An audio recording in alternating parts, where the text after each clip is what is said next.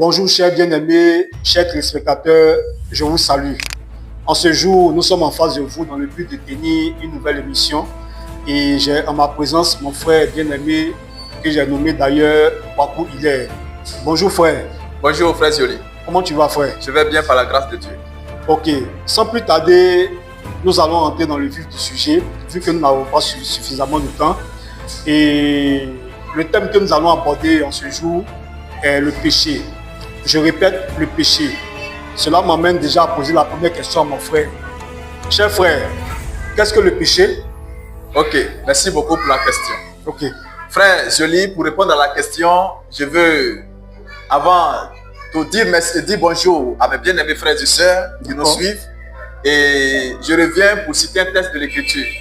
Dans 1 Jean chapitre 3, le verset 4, là il est dit que le péché, c'est la transgression de la loi.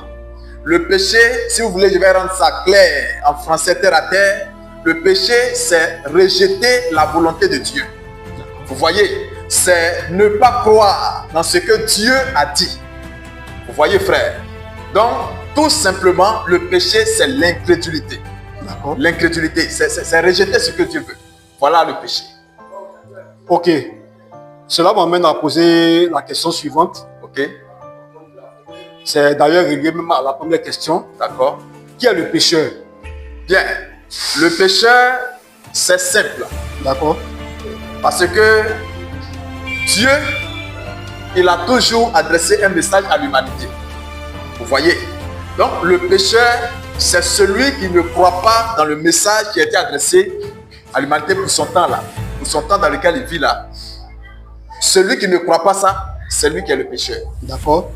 Je prends des cas pour rendre ça encore plus facile, accessible à tous. Ok. Vous voyez, quand on prend par exemple Moïse, nous savons tous que Moïse est un prophète messager que Dieu a envoyé pour un temps précis. Ok. Donc quand Moïse est venu et que Moïse a commencé à livrer son message, tous ceux qui ne reconnaissaient pas Moïse, tous ceux qui ne croyaient pas dans le message de Moïse, ou encore tous ceux qui ne croyaient pas en Moïse, tous ceux-là sont déclarés pécheurs. Vous voyez? Mais aussi, ce que je voudrais ajouter, c'est qu'avant Moïse, là, il y a eu déjà un prophète qu'on appelle Abraham. Abraham est venu aussi avec son message.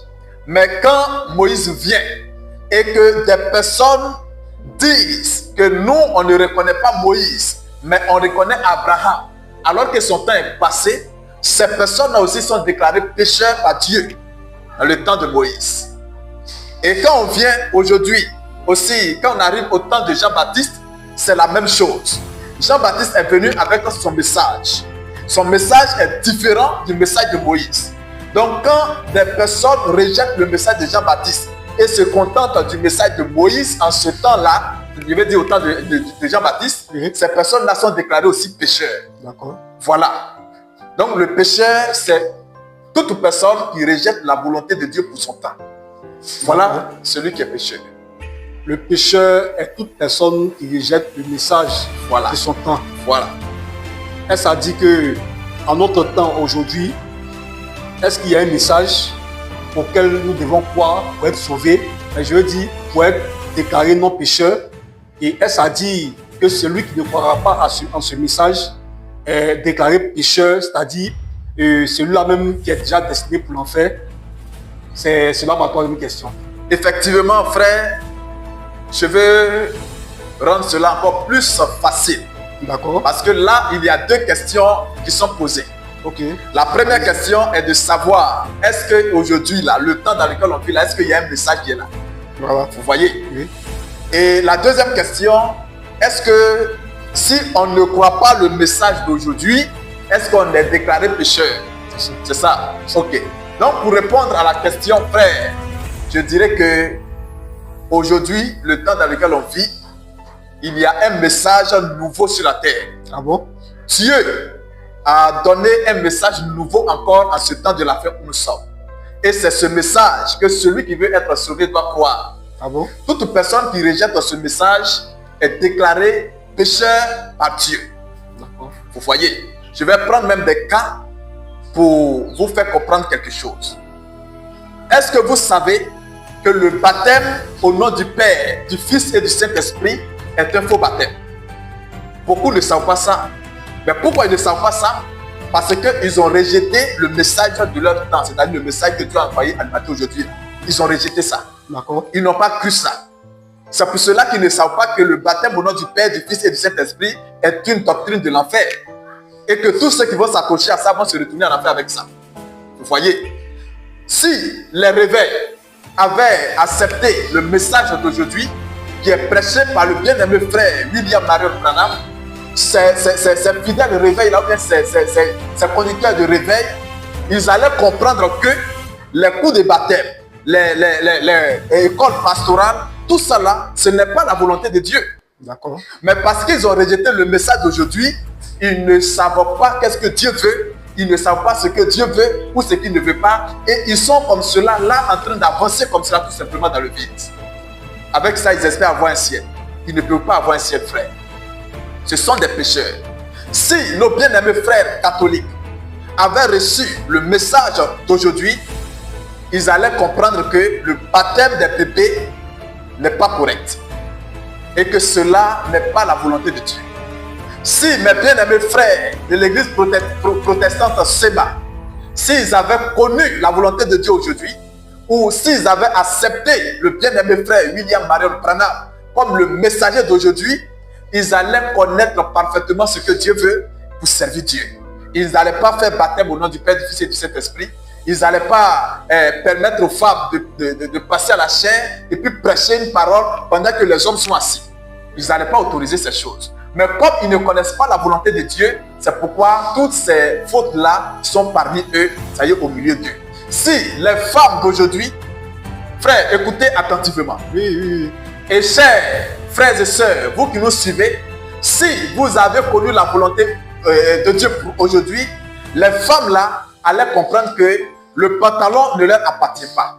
Parce que la parole de Dieu aujourd'hui, je vais dire le message d'aujourd'hui interdit le port de pantalon par les femmes. Si les frères avaient reçu le message d'aujourd'hui, ils allaient comprendre que la cigarette là est interdite. Ils allaient comprendre que la boisson est interdite. Ils allaient comprendre que avoir des copains, avoir des copines, tout ça là c'est interdit par Dieu. Ils allaient comprendre que la polygamie, selon Pierre Casse, est interdit. Vous voyez? Parce qu'ils n'ont pas reconnu le message de leur temps, c'est-à-dire le message d'aujourd'hui. Ils n'ont pas reconnu cela. Voilà, ils sont dans toutes ces erreurs sans savoir. Vous voyez? Donc, toutes ces personnes qui rejettent le message de ce jour sont déclarées pécheurs.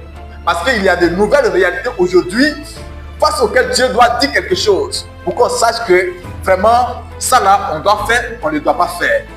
Même dans ce message dont je parle aujourd'hui, il y a des personnes qui ont dérapé. Il y a des personnes qui ont laissé le message de côté et qui ont pris leur propre chemin. Ils font leur propre business, leur propre affaire.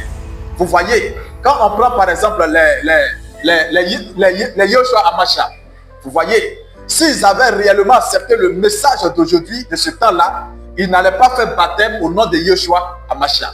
Vous voyez, si les adorateurs de William Branham avaient reçu vraiment le message, ils n'allaient jamais adorer au nom de William Branham.